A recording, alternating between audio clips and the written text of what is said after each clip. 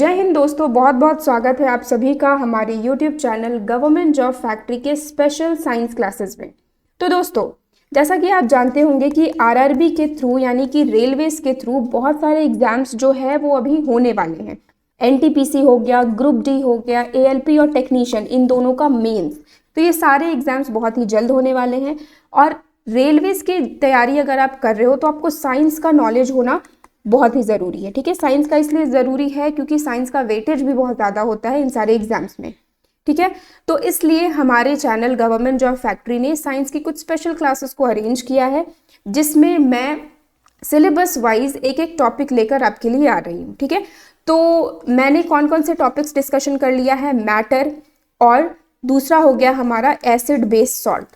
तो ये दोनों का डिटेल्ड एक्सप्लेन्ड वीडियो जो है आपको हमारे चैनल में मिल जाएगा, साथ ही इन दोनों के PYQs भी। ठीक है, आरआरबी के थ्रू, रेलवेज के थ्रू जितने भी एग्जाम्स हुए हैं उनमें ये जो टॉपिक्स से रिलेटेड जो PYQs होंगे, प्रीवियस ईयर क्वेश्चंस होंगे, वो भी मैंने डिस्कशन किया है, तो जाकर आप हमारे चैनल में देख सकते हो। ठीक है, आज मैं स्टार्ट कर रही हूँ थर्ड टॉपिक जो है मेटल्स एंड नॉन मेटल्स। ठीक है, मेटल्स एंड नॉन मेटल्स यानी कि धातु और अधातु। ठीक है, तो ये दोनों क्या होते हैं, कैसे इन्हें याद करना होगा, इनकी प्रॉपर्टीज क्या है, एक्सेप्शंस क्या है, तो वो हम पढ़ने वाले हैं। तो चलिए मैं शुरुआत करती हूँ। सबसे पहले तो मैं ये बता दूं कि जो एलिमेंट्स होते हैं, ठीक है, एलिमेंट्स का मतलब जो तत्व होते हैं, वो टोटल कितने हैं, 118 है, 118 है। ठीक है, ये किसके अकॉर्डिंग है, आपने पीरियोडिक टेबल पढ़ा होगा। ठीक है, क्लास 10th में या 11th 12th में भी अगर आपने साइंस केमिस्ट्री पढ़ा होगा तो पीरियोडिक टेबल जिसे हम आवर्त सारणी कहते हैं। ठीक है, तो इसमें आपने पढ़ा होगा कि टोटल 118 एलिमेंट्स होते हैं, 118 तत्व होते हैं। ठीक है, अब इन तत्वों को क्या किया गया है, अलग अलग ग्रुप्स में रखा गया है, अलग अलग भागों में बांटा गया है। तो एक हो गया हमारा मेटल, ठीक है, जिसे हम क्या कहेंगे, धातु। दूसरा होता है हमारा नॉन मेटल, ठीक है, नॉन मेटल जिसे हम कहते हैं अधातु। ठीक है, तीसरा हो गया हमारा मेटलॉइड। तो मेटलॉइड क्या होता है, ये होता है उपधातु। अब देखो ये सब है क्या, ठीक है, तो एलिमेंट या जो तत्व है ये क्या होते हैं, ये सबसे प्योर फॉर्म होते हैं पूरे मैटर के। ठीक है, मतलब जितने भी पदार्थ है उस पूरे यूनिवर्स में, उस पूरे ब्रह्मांड में, उसके सबसे छोटी इकाई को हम एलिमेंट कह सकते हैं। ठीक है, मतलब सबसे छोटी इकाई नहीं, सबसे प्योर यूनिट जो है उसे हम एलिमेंट्स कहेंगे। तो टोटल 118 एलिमेंट्स है। जैसे आपने हाइड्रोजन, ऑक्सीजन, सोडियम, इन सब का नाम सुना होगा, तो ये सब क्या है, ये सभी एलिमेंट्स है, तत्व है। ठीक है, तो ऐसे कर 118 एलिमेंट्स प्रेजेंट है। तो इनमें से कुछ है मेटल, कुछ है नॉन मेटल और कुछ है मेटलॉइड। ठीक है, अब कितने मेटल्स हैं, तो 93 धातु है, यानी कि 93 मेटल है। ठीक है, 18 अधातु है या नॉन मेटल है और 7 उपधातु है या मेटलॉइड है। ठीक है, तो इस चैप्टर में मैं आपको पढ़ाने वाली हूँ मेटल और नॉन मेटल के बारे में। ठीक है, और मेटलॉइड के बारे में भी लास्ट में हम देखेंगे। तो आज के वीडियो में मैं स्टार्ट करती हूँ मेटल्स। ठीक है, अब सबसे पहले मेटल्स जिसे हम कहते क्या है, जिसे हम धातु कहते हैं। ठीक है, धातु। सबसे पहले मैं कुछ एग्जाम्पल से स्टार्ट करती हूँ ताकि आप फेमिलियर हो जाए कि ये धातु है क्या। ठीक है, जैसे आपने लोहा तो सुना ही होगा, ठीक है, जिसे हम आयरन कहते हैं। एल्यूमिनियम सुना होगा, ठीक है, सोना सुना होगा, चांदी सुना होगा जिसे हम गोल्ड एंड सिल्वर कहते हैं। तो इस तरह से बहुत सारे मेटल्स होते हैं। ठीक है, अब इन मेटल्स की प्रॉपर्टीज क्या होती है, ठीक है, इनकी प्रॉपर्टीज क्या है, इनकी फीचर्स क्या है, ये हम सबसे पहले देखते हैं। तो अभी मैं स्टार्ट करती हूँ प्रॉपर्टीज ऑफ मेटल्स से, यानी कि धातुओं के गुण। ठीक है, धातुओं के गुण, इनकी फीचर्स क्या है, इनकी प्रॉपर्टी क्या है। तो सबसे पहला प्रॉपर्टी जो है वो है कि जितने भी मेटल्स होते हैं ना, वो सबके सब सॉलिड होते हैं। ठीक है, ऑल मेटल्स आर सॉलिड। ठीक है, मेटल्स जो होते हैं सॉलिड होते हैं, या हम कह सकते हैं कि सभी धातु जो हैं वो ठोस अवस्था में पाए जाते हैं। ठीक है, वो ठोस अवस्था में पाए जाते हैं, मतलब सॉलिड होते हैं। ठीक है, मतलब एग्जाम्पल मैं दे देती हूँ। एग्जाम्पल कौन कौन से हो जाएंगे, आयरन, लोहा, ठीक है, एल्यूमिनियम, उसके बाद फिर जैसे हो गया हमारा जिंक, ठीक है, सिल्वर, गोल्ड, ये सब के सब एग्जाम्पल किसके हैं, ठोस मेटल्स के, सॉलिड मेटल्स के। लेकिन इसमें से एक है एक्सेप्शन। ठीक है, एक्सेप्शन है। एक्सेप्शन मतलब इसमें से एक अपवाद है। क्या है वो अपवाद? अलग क्या है? वो है mercury। ठीक है, वो है mercury जिसे हम कहते हैं पारा। ठीक है, तो अभी मैंने क्या कहा, यहाँ पे मैंने ये लिखा है कि ऑल मेटल्स आर सॉलिड, मतलब सारे मेटल सॉलिड होते हैं, लेकिन इसमें एक एक्सेप्शन भी है, एक अपवाद भी है। क्या है कि mercury जो है, पारा जिसे हम कहते हैं, वो लिक्विड मेटल है। तो आपको अच्छे से याद रखना है, mercury जो है ये एक लिक्विड मेटल है, यानी कि ये एक द्रव धातु है। ठीक है, अच्छे से आपको ये याद रखना है। जितने भी क्वेश्चंस होंगे वो अपवाद से ज़्यादा पूछे जाते हैं, एक्सेप्शन से ज़्यादा पूछे जाते हैं। ठीक है, अब चलो मैं mercury के बारे में थोड़ा डिस्कशन कर लूँ। ठीक है, mercury जिसे हम क्या कहेंगे? पारा कहेंगे। ठीक है, mercury का सबसे पहले मैं बता दूं कि इसका सिंबल क्या होता है। ठीक है, इसका सिंबल क्या है? तो इसका सिंबल है Hg, कैपिटल लेटर में H और स्मॉल लेटर में G। अब देखो, mercury शब्द में या पारा शब्द में कहीं हमें H और G तो दिखाई नहीं दे रहा है, तो फिर ये शब्द आया कहाँ से? ये लेटर्स क्यों लिखे जाते हैं? तो ये जो लेटर्स है वो आ रहा है हाइड्रागाइरम से। ठीक है, हाइड्रागाइरम। हाइड्रागाइरम क्या है? mercury का लैटिन नेम है। क्या है ये है लैटिन नेम। ठीक है, लैटिन एक लैंग्वेज है, एक भाषा है, उस भाषा में हम mercury को, पारा को हाइड्रागाइरम कहते हैं। ठीक है, तो यहीं से ये H और G लेटर आ रहा है। ठीक है, तो सबसे पहला पॉइंट ये हो गया। दूसरा पॉइंट ये है कि mercury को हम कहते हैं क्विक सिल्वर। ठीक है, mercury को हम कहते हैं क्विक सिल्वर। ठीक है, क्यों? क्योंकि ये चांदी की तरह चमकता है। ठीक है, क्विक चांदी भी कह सकते हैं हिंदी में इसे। क्यों? क्योंकि ये चांदी के जैसा दिखाई देता है, सिल्वर के जैसा दिखाई देता है, इसलिए। ठीक है, अगला पॉइंट होगा कि इसका प्रयोग कहाँ किया जाता है? तो इसका प्रयोग थर्मामीटर में किया जाता है। ठीक है, यूज्ड इन थर्मामीटर। ठीक है, आप देख सकते हो, अगर आपके घरों में थर्मामीटर होगा जिससे आप अपने फीवर को मेजर करते हो, ठीक है, बॉडी टेम्परेचर मेजर करते हो, तो उसके अंदर जो चमकता हुआ एक लिक्विड होता है, ठीक है, एक मेटल होता है, उसे ही हम mercury कहते हैं, वही है mercury। ठीक है, तो it is used in thermometer, यानी कि थर्मामीटर में इसका उपयोग किया जाता है।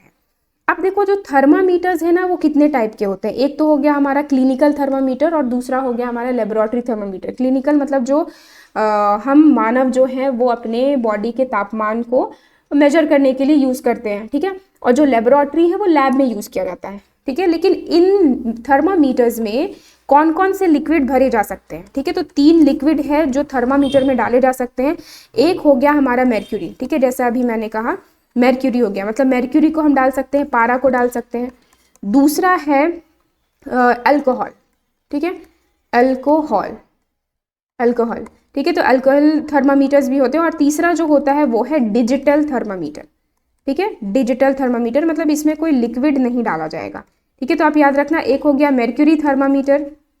ठीक है, mercury थर्मामीटर, दूसरा होता है अल्कोहल थर्मामीटर और तीसरा हो जाएगा डिजिटल थर्मामीटर। ठीक है, एक और बात बता दूं मैं आपको कि थर्मामीटर की खोज किसने की थी? ठीक है, क्या आपको पता है? थर्मामीटर की खोज की थी गैलीलियो गैलीली ने।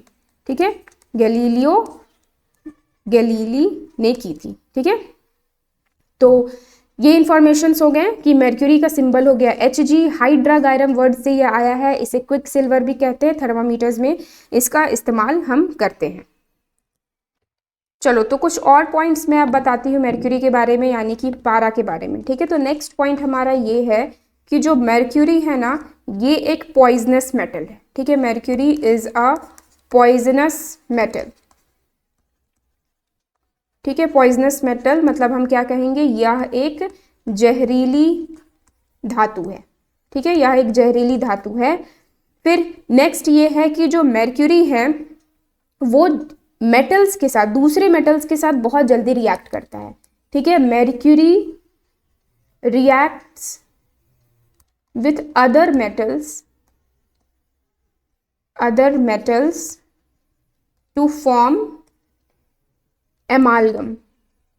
ठीक है, एमालगम ये फॉर्म करता है। मतलब अगर जैसे एक एग्जाम्पल के साथ मैं बता रही हूँ, अगर मान लो कि सिल्वर है, ठीक है, सिल्वर का फॉर्मूला क्या है? Ag, और mercury है Hg।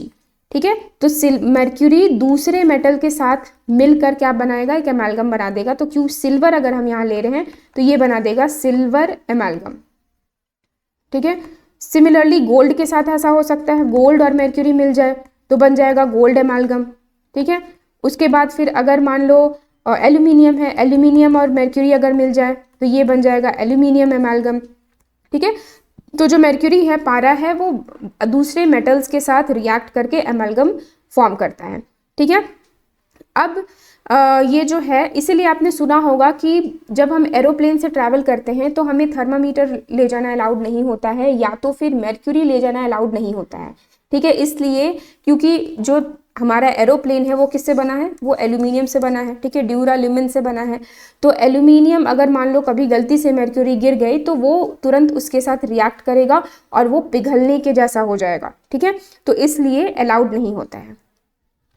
फिर एक और प्रॉपर्टी मैं बता दूं कि जो मर्क्यूरी है, ठीक है, मर्क्यूरी एक ऐसा मेटल है जिसके ऊपर, ये तो लिक्विड है मैंने बता दिया, इसके ऊपर कॉइन जो सिक्के हैं वो तैरते हैं। ठीक है, तो mercury is the metal, mercury is the metal on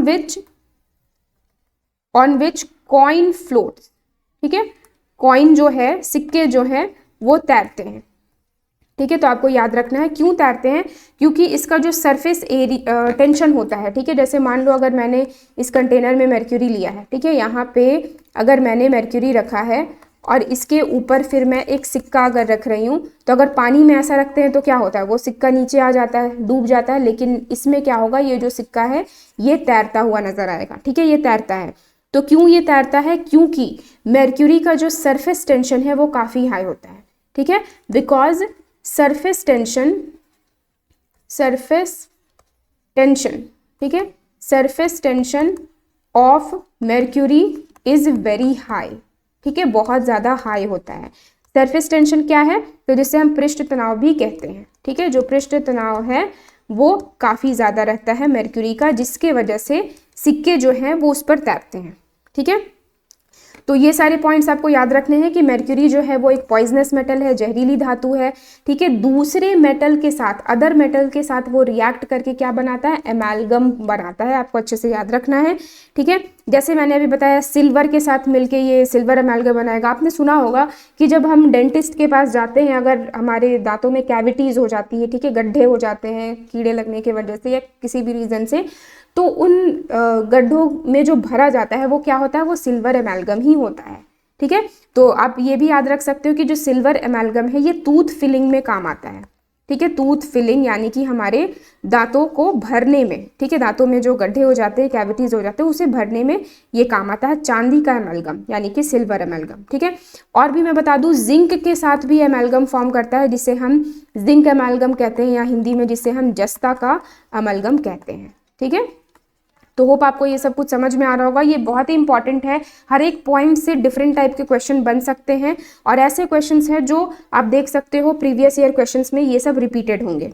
ठीक है, तो चलिए अब मैं आगे बढ़ती हूँ दूसरे प्रॉपर्टी की तरफ। ठीक है, तो पहला प्रॉपर्टी हमने क्या देखा कि मेटल्स जो होते हैं वो सॉलिड होते हैं, यानी कि ठोस होते हैं, लेकिन एक ऐसा मेटल है जो लिक्विड होता है जिसका नाम है मर्क्यूरी। एक और बात मैं बता दूं, कुछ सॉफ्ट मेटल्स भी होते हैं। ठीक है, सॉफ्ट मेटल्स बटर के जैसे, मक्खन के जैसे। ठीक है, क्या है ये इनका एग्जाम्पल, तो इनका एग्जाम्पल हो जाएगा सोडियम, ठीक है, और पोटेशियम। तो सोडियम और पोटेशियम जो है ये याद रखना, इन्हें हम सॉलिड ही कहेंगे, लेकिन ये सॉफ्ट सॉलिड्स हैं। ठीक है, सॉफ्ट सॉलिड है, बटर जैसे आप बटर को नाइफ से, चाकू से काट सकते हो ना, वैसे सोडियम और पोटेशियम को भी काट सकते हो। एक और बात इन दोनों के बारे में याद रखो कि सोडियम और पोटेशियम काफ़ी ज़्यादा रिएक्टिव होते हैं। पोटेशियम जो है ये मोस्ट रिएक्टिव है, मतलब बहुत ही ज़्यादा रिएक्टिव है, हवा, पानी, सभी चीज़ के साथ ये रिएक्ट कर सकता है। ठीक है, और सिमिलरली सोडियम भी बहुत ही ज़्यादा रिएक्टिव है, इसलिए सोडियम और पोटेशियम को केरोसिन के बॉटल में रखा जाता है। ठीक है, केरोसिन के, ठीक है, केरोसिन मतलब एक डब्बे में केरोसिन डालकर उसके बाद फिर सोडियम और पोटेशियम को रखा जाता है। ठीक है, तो ये सारी चीज़ें याद रखना। जितने भी मेटल्स होते हैं वो सॉलिड होते हैं, एक एक्सेप्शन था मर्क्यूरी जिसका सिंबल है Hg। ठीक है, ये लिक्विड होता है। और अगर सॉफ्ट सॉलिड के बारे में पूछा जाए तो सोडियम या पोटेशियम है, या ये पूछा जाए कि केरोसिन में डालकर किसे, कौन से मेटल्स को स्टोर किया जाता है, तो याद रखना कि सोडियम और पोटेशियम है। सबसे ज़्यादा रिएक्टिव मेटल कौन है, तो ये पोटेशियम है। ठीक है, तो जो कुछ भी मैं बता रही हूँ काफ़ी इंपॉर्टेंट है।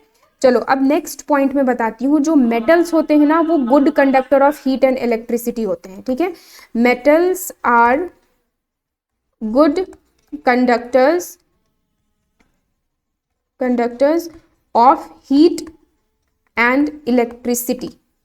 ठीक है, मेटल्स जो होते हैं वो हीट और इलेक्ट्रिसिटी यानी कि विद्युत और ऊष्मा, ठीक है, ऊष्मा और विद्युत इन दोनों के सुचालक हैं। ठीक है, यानी कि कंडक्टर हैं। याद रखना आप, तो सबसे ज्यादा कंडक्टिव मेटल कौन है? ठीक है, सबसे ज्यादा कंडक्टिव मतलब मोस्ट कंडक्टिव जो है, मोस्ट कंडक्टिव मेटल जो है वो कौन हो जाएगा? सबसे ज्यादा सुचालक कौन हो जाएगा? सिल्वर होगा। ठीक है, जिसे हम क्या कहते हैं? बेस्ट कंडक्टर कहते हैं सिल्वर, Ag जिसका सिंबल है, या इसे हम चांदी भी कहते हैं हिंदी में। ठीक है, इसके बाद कौन होगा? इसके बाद होगा हमारा कॉपर जिसका सिंबल है Cu। ठीक है, जिसे हम क्या कहेंगे? तांबा। ठीक है, ये सब याद रखना। नेक्स्ट है लीस्ट कंडक्टिव। लीस्ट कंडक्टिव मतलब सबसे कम कंडक्टिव मेटल कौन होगा? तो वो होगा जिंक। ठीक है, जिंक जिसे हम क्या कहते हैं? जस्ता कहते हैं। ठीक है, तो आपको ये सारी बातें याद रखनी है। फिर से मैं एक बार रिपीट करती हूँ कि मोस्ट कंडक्टिव मेटल यानी कि सबसे अधिक सुचालक, ठीक है, सबसे अधिक सुचालक जो है वो कौन है? वो सिल्वर है फर्स्ट में, उसके बाद है कॉपर। ठीक है, और सबसे कम सुचालक जो है वो कौन है? वो है जिंक। ठीक है, ये बातें याद रखनी है आपको। उसके बाद अब चलो मैं थोड़ा सिल्वर के बारे में बता देती हूँ। तो सिल्वर, सिल्वर क्या है? सिल्वर है चांदी। ठीक है, चांदी को हम सिल्वर कहते हैं। इसका सिंबल क्या है? इसका सिंबल है Ag। ठीक है, अब ये Ag कहाँ से आ रहा है? फिर से वही बात हो गई, Ag ना हमें सिल्वर में तो कहीं दिखाई नहीं दे रहा है, तो ये Ag कहाँ से आ जा रहा है? ये आ रहा है आर्जेंटम वर्ड से। ठीक है, अर्जेंटिनम से। अर्जेंटिनम क्या है? ये है इसका लैटिन नेम जहाँ से हमें Ag सिंबल मिलता है। ठीक है, अब सिल्वर को कहाँ इस्तेमाल हम करते हैं, या सिल्वर के बारे में क्या क्या बताया जाता है? तो ये है कि सिल्वर एक एंटी बैक्टीरियल मेटल है। ठीक है, एंटी बैक्टीरियल मेटल है। ठीक है, आपने सुना भी होगा कि पहले के ज़माने में जो राजा महाराजा थे वो चांदी के बर्तनों में खाना खाते थे, सोने चांदी के बर्तनों में। क्यों? क्योंकि ये सब एंटी बैक्टीरियल मेटल होते हैं। ठीक है, एंटी बैक्टीरियल यानी कि इसे हम क्या कह सकते हैं? कीटाणुनाशक। ठीक है, कीटाणुनाशक धातु है ये। ठीक है, दूसरा पॉइंट हो गया कि जो सिल्वर का फॉइल है, आपने देखा भी होगा सिल्वर फॉइल। ठीक है, जो सिल्वर फॉइल है उसे यूज किया जाता है पैकिंग में। Silver foil is used in packing. ठीक है, पैकिंग में इसका इस्तेमाल किया जाता है, या डेकोरेशन में इस्तेमाल किया जाता है। ठीक है, आपने देखा होगा ना कि कुछ मिठाई जो रहती है उसके ऊपर सिल्वर की एक परत लगी रहती है, सिल्वर फॉइल की। ठीक है, जैसे काजू कतली के ऊपर एक सिल्वर फॉइल का ऐसे परत लगा रहता है। ठीक है, तो वो भी सिल्वर है। अब मैं बता दूं सिल्वर के कंपाउंड्स के बारे में। ठीक है, जैसे सिल्वर जो है वो क्लोरीन के साथ AgCl जो है, मतलब Ag है, Cl के साथ रिएक्ट करके क्या बनाता है? AgCl बनाता है। ठीक है, जिसे हम क्या कहते हैं? जिसे हम कहेंगे सिल्वर क्लोराइड। ठीक है, सिल्वर क्लोराइड। सिल्वर क्लोराइड को हम कहते हैं हॉर्न सिल्वर। ठीक है, हॉर्न सिल्वर। ठीक है, यानी कि जो सींग, गाय भैंस की जो सींग होती है, ठीक है, उसे काटने में इस सिल्वर क्लोराइड सॉल्ट का इस्तेमाल किया जाता है। नेक्स्ट रिएक्शन है सिल्वर का नाइट्रेट के साथ, NO3 के साथ। तो सिल्वर नाइट्रेट बन जाएगा यहाँ पे AgNO3 बन जाएगा। ठीक है, नाम क्या हो गया इसका? Silver nitrate. अब ये सिल्वर नाइट्रेट जो है इसे हम कहेंगे इलेक्शन इंक। Election ink. ठीक है, जब आप वोट देकर आते हैं, जब आप वोट देते हैं तो आपके फिंगर में, ठीक है, आपकी उंगली में क्या कर दी जाती है? ब्लू कलर का एक इंक लगा दिया जाता है। ठीक है, ताकि उससे पता चल जाए कि आपने वोट दे दिया है। ठीक है, और ये जो इंक है ये जल्दी हटता नहीं है। ठीक है, कुछ समय तक, कुछ दिनों तक ये रहता है। तो यही है वो इंक, इलेक्शन इंक। किससे बनेगा ये? सिल्वर नाइट्रेट से, AgNO3। इसे मतदान का स्याही भी कहते हैं। ठीक है, नेक्स्ट है सिल्वर और ब्रोमीन जब मिल जाता है तो ये बनता है सिल्वर ब्रोमाइड। नाम क्या हो गया इसका? Silver bromide. सिल्वर ब्रोमाइड कहाँ यूज करते हैं? सिल्वर ब्रोमाइड यूज करते हैं फोटोग्राफी में। ठीक है, फोटो हमारा ब्लर ना हो, जैसे हम पासपोर्ट साइज फोटो अगर लेते हैं, ठीक है, तो वो ब्लर ना हो इसलिए उसमें एक लेयर लगाई जाती है ये सिल्वर ब्रोमाइड की। ये तो ये मैंने बताया सिल्वर के बारे में। ये जो कंपाउंड्स मैंने बताया अभी, सिल्वर क्लोराइड, सिल्वर नाइट्रेट और सिल्वर ब्रोमाइड, इससे रिलेटेड एक सेपरेट वीडियो भी है हमारे चैनल में, आप जाकर उधर देख सकते हो। अब नेक्स्ट मैं बताती हूँ कॉपर के बारे में। ठीक है, कॉपर जिसे हम क्या कहेंगे, तांबा कहेंगे। ठीक है, आप सभी ने देखा होगा कॉपर या तांबा, अगर इसका रंग पूछा जाए तो क्या होता है, ये रेडिश ब्राउन होता है। ठीक है, रेडिश ब्राउन कलर का होता है। ठीक है, अब इसका सिंबल क्या है, सिंबल है Cu। अब Cu क्यों है, कॉपर में तो CO आ रहा है, तो फिर U कहाँ से आ गया, तो इसका नाम होता है क्यूप्रम। ठीक है, क्यूप्रन लैटिन नेम ये हो गया, जैसे हाइड्रागायरम मेर्क्यूरी के लिए, सिल्वर के लिए था आर्जेंटिनम, वैसे ही क्यूप्रम हो जाता है कॉपर के लिए, Cu। ठीक है, तो कॉपर के बारे में कुछ बता दूं। सबसे पहला इंफॉर्मेशन है कि it is the first metal used by human beings. ठीक है, तो अगर कभी भी आपसे पूछा जाए एग्जाम में कि first metal used by human beings, ठीक है, मानव ने सबसे पहला धातु कौन सा इस्तेमाल किया था, तो आप याद रखना कि ये कॉपर है। ठीक है, मानव द्वारा पहली प्रयोग जो की गई थी वो कॉपर की गई थी, तांबा की गई थी। ठीक है, दूसरा है, क्या सिल्वर में रस्ट लगता है, मतलब क्या सिल्वर में जंक लगता है। ठीक है, तो जंक हमने कहाँ देखा, आयरन में देखा है, लोहे में देखा है, सिल्वर में जंक लगता है या सॉरी कॉपर में जंक लगता है, यानी तो जो कॉपर है ना, ये एक अलग सा लेयर फॉर्म करता है। ठीक है, कॉपर जो है जब इसमें जंक लग जाता है, ठीक है, रस्ट इन कॉपर अगर हो रहा है, कॉपर में रस्ट अगर हो जा रहा है, ठीक है, तो वो किस रंग का होगा, वो हरे रंग का होता है। ठीक है, ग्रीन कलर का होता है। क्या हम लिखेंगे कि वो एक ग्रीन कलर डिपॉजिट हो जाता है। ठीक है, बैठ जाता है। ठीक है, मतलब उसके ऊपर हरे रंग की एक परत जो है वो जम जाती है। अब ये जो रस्ट बन जा रहा है, ये रस्ट इन कॉपर जो है, इसका फॉर्मूला क्या होगा। ऑब्वियसली ये कोई रिएक्शन से ही हो रहा होगा, कॉपर जो है कार्बन डाइऑक्साइड के साथ, वाटर के साथ, ऑक्सीजन के साथ रिएक्ट कर रहा होगा, तभी तो उसमें रस्टिंग हो रही है।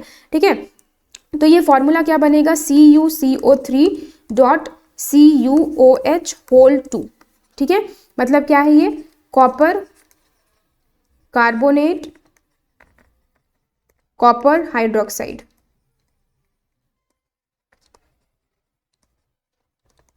ठीक है, कॉपर कार्बोनेट कॉपर हाइड्रोक्साइड इसे कहते हैं। ठीक है, कॉपर को हम एक और नाम से जानते हैं, रेड मेटल। याद रखना, copper is known as red metal, मतलब लाल धातु हम इसे कहते हैं। ठीक है, लाल धातु। तो आपको ये सारी इंफॉर्मेशन याद रखनी है, कॉपर, सिल्वर, इन सब से रिलेटेड। अब मैं बताती हूँ आपको नेक्स्ट प्रॉपर्टी, थर्ड प्रॉपर्टी के बारे में, जो है मेटल्स आर मेलिएबल। ठीक है, मेटल्स जो होते हैं, मेटल्स आर मेलिएबल। ठीक है, मतलब अघातवर्धनीय धातु। ठीक है, मेटल्स जो होते हैं वो मेलिएबल होते हैं।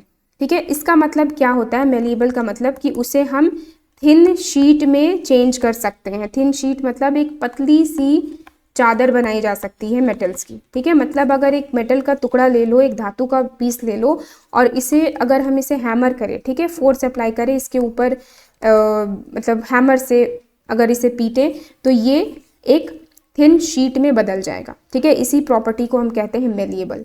तो सबसे ज़्यादा मेलिएबल कौन होता है, मोस्ट मेलिएबल मेटल क्या है, मोस्ट मेलिएबल मेटल है गोल्ड। ठीक है, सोना। सोना जो है ये सबसे ज़्यादा मेलिएबल मेटल होता है, जिसका सिंबल है Au। ठीक है, और सबसे लीस्ट मेलिएबल मेटल कौन है, सबसे लीस्ट, सबसे कम कौन होगा, तो वो होगा निकल। ठीक है, निकल, हिंदी में भी इसे निकल ही कहते हैं। ठीक है, इसका सिंबल क्या है, इसका सिंबल है Ni। ठीक है, अब चलो मैं कुछ बता दूं गोल्ड के बारे में, यानी कि सोने के बारे में। ठीक है, तो गोल्ड जो है, जिसे हम क्या कहते हैं, किंग ऑफ मेटल्स भी कहते हैं। ठीक है, याद रखना, इसे हम किंग ऑफ मेटल्स भी कहते हैं। इसका जो सिंबल है वो है Au, जो कौन से वर्ड से आया है, ऑरम वर्ड से आया है। ठीक है, ऑरम फिर से क्या हो गया, लैटिन नेम हो गया, Au इसका सिंबल है। नेक्स्ट, एक रोज गोल्ड एक धातु होगा। ठीक है, धातु नहीं कहेंगे, एक पदार्थ होगा रोज गोल्ड। ठीक है, तो ये रोज गोल्ड बनता कैसे है, रोज गोल्ड बनता है गोल्ड और कॉपर को मिलाने पर। ठीक है, मतलब सोने और तांबा को मिलाने पर एक जो पदार्थ बनता है उसे हम रोज गोल्ड कहते हैं, मतलब ये एक नकली सोना हो गया। ठीक है, आर्टिफिशियल। उसके बाद एक होता है फूल गोल्ड।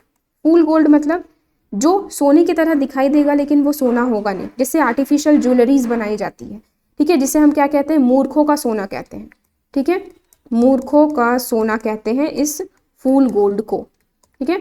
अब ये कैसे बनता है, ये होता क्या है, तो ये आयरन सल्फाइड से होगा, ठीक है, आयरन सल्फाइड से ये बनाया जाता है, ठीक है। अब गोल्ड को जो है किस यूनिट में मापते हैं हम, ठीक है, गोल्ड को, सिल्वर जो है आपने कभी सुना होगा 24 कैरेट का गोल्ड, ठीक है, 24 कैरेट का गोल्ड, तो ये कैरेट क्या है, ये गोल्ड की प्योरिटी मापने की यूनिट है, ठीक है, मतलब unit to measure purity of gold, ठीक है, प्योरिटी ऑफ गोल्ड, गोल्ड की प्योरिटी को, गोल्ड कितना प्योर है इसे मेजर करने का यूनिट है कैरेट, या डायमंड को की प्योरिटी मेजर करने की भी यूनिट कैरेट ही होती है, ठीक है।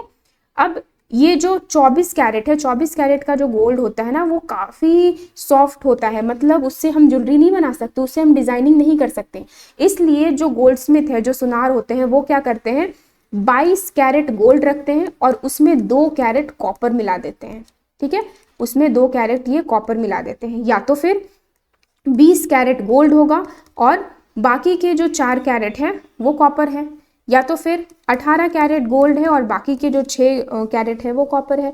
तो इस तरह से ये सारी जो पदार्थ बनकर निकलती है उससे ज्वेलरीज बनाई जाती है, ठीक है। तो ये सारी गोल्ड ज्वेलरीज ही हैं लेकिन अलग अलग कैरेट के हैं। सबसे महंगा कौन होगा, सबसे महंगा ऑब्वियस है 24 कैरेट वाला गोल्ड जो है सबसे महंगा होगा, उसके बाद 22, जैसे जैसे गोल्ड कम होता जा रहा है उसका जो कीमत है वो भी कम होगा, ठीक है। तो आपको सिंपल ये याद रखना है कि गोल्ड जो है उसे कैरेट यूनिट में मेजर हम करते हैं और जो सबसे प्योर होगा वो होगा 24 कैरेट का गोल्ड, ठीक है। तो आज के लिए बस इतना ही, नेक्स्ट वीडियो में बाकी जो प्रॉपर्टीज़ बच रहे हैं वो मैं बताऊंगी, ठीक है, जो धातु के गुण हैं जो बचे हुए हैं वो मैं बताऊंगी, नहीं तो ये वीडियो काफ़ी लंबी हो जाएगी। तो अगर आपको ये वीडियो पसंद आई हो तो आप इसे लाइक करें और सब्सक्राइब करें हमारे चैनल गवर्नमेंट जॉब फैक्ट्री को।